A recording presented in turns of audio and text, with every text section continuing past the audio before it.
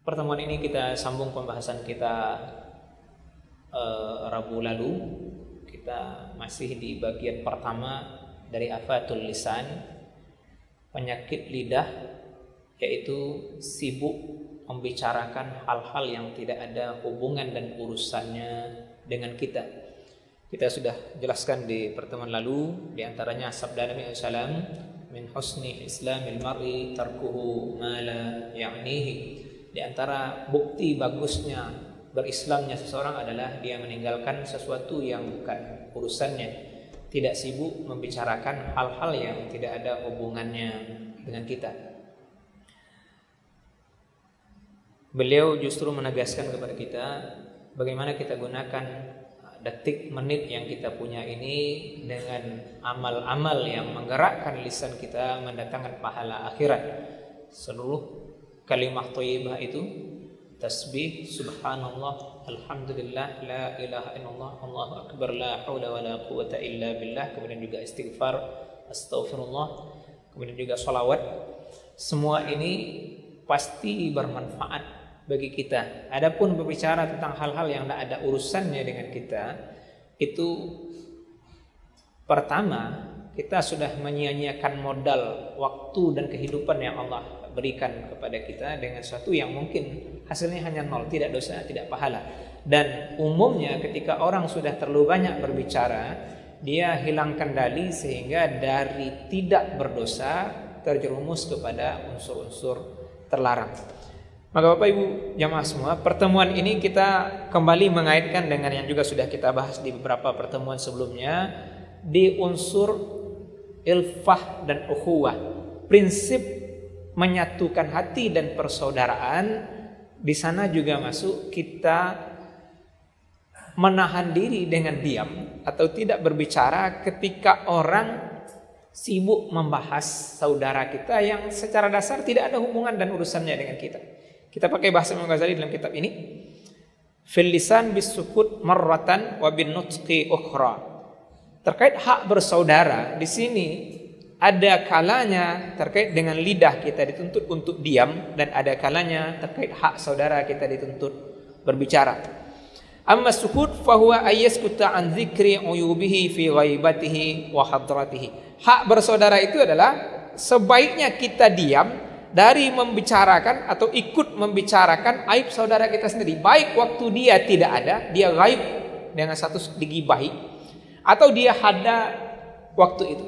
Maka sibuk kita nahan diri, lisan ini tidak bicara tentang aib saudara, itu adalah hak ukhuwah persaudaraan itu sendiri. Maka Bapak dan Ibu, di sini memang jurus luar biasa dari syaitan, bagaimana orang yang dasarnya adalah ukhuwah bersaudara menjadi adawah, permusuhan, karena sering lisan kita berlebih membahas saudara sendiri. Bal yatajahalu anhu wa yaskutu 'anir raddi 'alaihi fi ma yatakallamu bihi wa la yumarihi wa la yunaqishuhu. Bahkan sebaiknya kita anggap masa bodoh, tidak perlu membahas dan diam, tidak perlu sibuk untuk menolak atau mendebat ketika orang berbicara soal saudara kita. Ada kalanya lebih banyak kita baik diam. Dan ada waktunya ketika hak saudara kita perlu berbicara di situ, mungkin dari unsur pembelaan. Bahkan kalau kita belajar dari Nabi SAW, orang menyebutkan aib dirinya ke kita dalam makna mungkin bahasa sekarang curhat gitu, itu jangan terlalu cepat menanggapi. Kita belajar dari kisah Nabi SAW dengan Ma'is yang mengaku sudah berzina. Saya binasa Rasulullah, saya sudah berzina. Nabi pertama mendiamkannya. Dia ngomong kedua kali, baru Nabi komentar, apakah kamu gila? Itu kan pertanyaan Nabi sadis ya. Karena hanya orang gila dalam bahasa ini yang akan menyebut buruk dirinya sendiri, yang mewajibkan dia kena hukum syar'i, kena had. Ini orang curhat ke Nabi. Nabi tidak langsung cepat menanggapi, sampai ketika posisi beliau memang sebagai kepala negara, maka ulama merinci masalah hudud ketika masih dalam tataran belum masuk wilayah hukum negara, maka masih punya ruang maaf. Tapi di situ posisi Nabi SAW adalah sebagai kepala negara. Ketika Ma'is beriktiraf, melakukan pengakuan atas dirinya sebanyak 4 kali, maka itu setara dengan kesaksian 4 orang. Maka pelaksanaan hukum syariat menjadi sesuatu yang niscaya. Bahkan di kali ketiga saja kita lihat bagaimana Nabi SAW mengalihkannya. Orang azan, Nabi berpaling, sholat sunnah, iqamah, sholat fardu berjamaah. Habis sholat beliau datang lagi ke Nabi mengadukan dia sudah berzina. Apa jawab Nabi waktu itu? Mengokohkan kembali bagaimana orang ini mengambil posisi memperbaiki diri. Maka Bapak dan Ibu jamaah semua, mari kita hati-hati di sini. Ini orang mengadukan dosanya. Bagaimana pendapat kita orang lain menceritakan dosa orang lain ke kita? Orang lain menceritakan dosa saudara kita ke kita. Berhakkah kita untuk cepat membenarkan itu? Nabi saja orangnya langsung menceritakan dosanya, Nabi tidak langsung cepat mengambil keputusan. Bahkan di kali ketiga ini apa kata Nabi? Alasta shallaita ma'ana? Bukankah kamu sudah sholat bersama kami? Dan sholat itu menghapus dosa.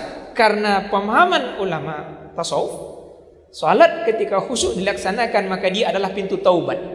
Orang yang sudah berzina sekalipun ketika dia dalam sujud sholatnya serius, dia bertaubat kepada Allah Ta'ala, maka dosa zinanya diampuni. Tentu saja dengan syarat dan rukun taubat yang niscaya. Bukan berarti nanti dia anggap di sini sudah dia sholat taubat diampuni, kemudian dia kembali berzina lagi. Tidak, itu sudah pakai bahasa kita, itu namanya taubat sambalado. Maka ketika di kali keempat beliau mempersaksikan atas dirinya, barulah dia wajib kena hudud.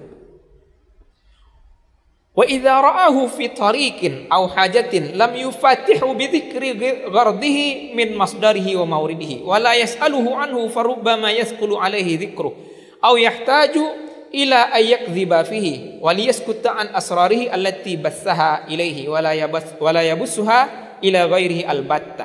Ini adab yang sangat luar biasa diajarkan oleh Imam Ghazali rahimahullah. Prinsip kita hendak membahas hal yang tidak ada urusannya dengan kita. Kita menurut beliau, bila melihat seorang teman, seorang saudara di jalan atau dalam sebuah keperluannya, tidak perlu membuka pertanyaan ke dia tentang apa tujuannya, dari mana dia, mau kemana dia. Nah, ini kan kita dengan media hari ini didorong untuk menjadi orang yang kepo, banyak tanya, selalu nak tahu. Kalau nak tahu itu terkait hal yang manfaat kepada kita, itu terpuji. Maka terkait kita ingin tahu hukum-hukum Allah, ajaran agama Allah, itu terpuji. Tapi kalau hal itu tidak ada hubungannya dengan kita, kenapa? Karena orang ketika ditanya tentang mau kemana dia, tujuan dia kemana, resikonya adalah bisa jadi itu berat bagi dia untuk menjawab, karena dia tidak ingin mungkin orang tahu urusannya itu. Atau dia terpaksa berdusta menyembunyikan apa yang dia maksud. Maka dengan kita tidak nanya, dia tidak punya beban itu. Dia lapang bertemu dengan saudaranya. Kalau tidak kan akhirnya orang justru berusaha menghindari bertemu dengan saudara sendiri. Takut ditanya ini itu segala macam. Maka jamaah semua, inilah indahnya ajaran Islam. Pertemuan muslim dengan muslim hanya bermula dengan menyebar salam, sehingga itu menjadi satu dari 4 jalan surga yang disebut oleh Nabi SAW dalam hadis Imam Tirmizi. Afshus salam wa at'imut ta'am wa sallu wan nasu niyam wasulul arham tadkhulul jannata bisalam. Tebarkan salam. Jadi kita jumpa saudara jalan, assalamualaikum Pak, dah dijawab, selesai. Kita sudah ibadah 10 pahala dengan assalamualaikum, apalagi kenapa assalamualaikum warahmatullah, atau kita assalamualaikum dia waalaikumsalam warahmatullah, itu ruang pahala kita. Kenapa? Karena kalau dia butuh untuk komunikasi dengan kita, perjumpaan itu pasti dia manfaatkan. Dia butuh bicara dengan kita, sesudah salam dia pasti nanya keperluannya dengan kita. Tapi kalau tidak perlu, senyum bertemu ini, salam yang terungkap ini cukup untuk menjadikan ruang pahala kebaikan di antara kita sesama saudara. Maka jamaah semua, ini ajaran yang indah yang bisa jadi seperti bahasa Abdullah bin Mas'ud radhiyallahu anhu. Sesuatu yang di masa Nabi dianggap dosa besar, dianggap sepele oleh masyarakat sesudahnya. Mari kita ukur itu hari ini. Sesuatu yang banyak yang bukan urusan kita, kita sibuk dengan itu. Media sosial membuka ruang itu semua. Orang sibuk berkomentar, yang sebagiannya adalah komentar negatif, yang bukan urusan dia. Maka kalaupun ada video di YouTube, tonton saja. Apa manfaatnya kita berkomentar? Apa manfaatnya kita melanjutkan pembahasan itu? Kecuali memang ruangnya adalah ruang ilmiah. Masalah ini butuh bantahan secara ilmiah, silahkan ikut di sana. Tapi kalau tidak ada, kita ketika masuk media sosial itu adalah ruang internasional. Sebagian orang lupa soal itu. Termasuk kita dikamerakan ini menjadi ruang internasional. Seluruh dunia bisa akses. Maka bagaimana pendapat kita ketika sesuatu datang menjadi hal negatif dari diri kita dipersaksikan oleh dunia internasional yang tak terhitung. Kenapa? Karena di YouTube salah satu, boleh kita pakai bahasa, ada yang subscribernya jutaan. Jadi sekali orang berkomentar, jutaan subscriber ini langsung menerima notifikasi untuk mengetahui itu. Dan sebagian orang sibuk kembali membantah ini dan itu, sehingga ruang komentar itu menjadi hal yang sangat panjang. Padahal kebutuhan kita tidak ada untuk itu. Maka kami di sini kembali memberi catatan, bagaimana dengan adanya kajian-kajian di YouTube? Prinsip kajian di YouTube termasuk yang dilakukan di masjid kita ini, termasuk kajian saya ini, itu kan sama dengan nulis ulang buku. Ambo kini kok ngaji, aduh murid nan mencatat seperti Imam Muzani rahimahullah mencatat fatwa-fatwa Imam Syafi'i rahimahullah. Dicatat. Perbedaannya apa? Sekali catat lewat video ini, maka dia menjadi kitab yang berbentuk visual, bisa diakses kapan saja. Waktu Imam Muzani mencatat fatwa Imam Syafi'i, apalagi ketika beliau mengimla mendiktekan kitab Al-Um, itu tidak ada yang mengomentari, tidak ada yang mengkritisi kitab Al-Um Imam Nawawi. Video di YouTube, di media sosial, seluruh orang menganggap dirinya setara untuk membahas sesuatu yang dibahas oleh seorang alim.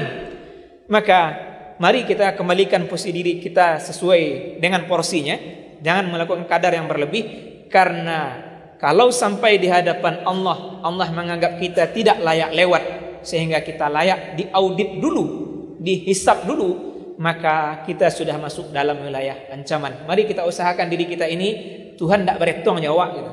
Kita tidak diaudit oleh Allah Ta'ala dengan menganggap amal kita ditampilkan, udah selesai, kita dianggap aman untuk masuk surga tanpa hisab. Dan kami yakin itu harapan kita semua. Dengan waktu kita potong di sini. Semoga sedikit bahasa ini memberikan sentuhan. Subhanakallahumma bihamdika nasyhadu an la ilaha illa anta nastaghfiruka wa natubu ilaik. Amin rabbal alamin. Assalamualaikum warahmatullahi wabarakatuh.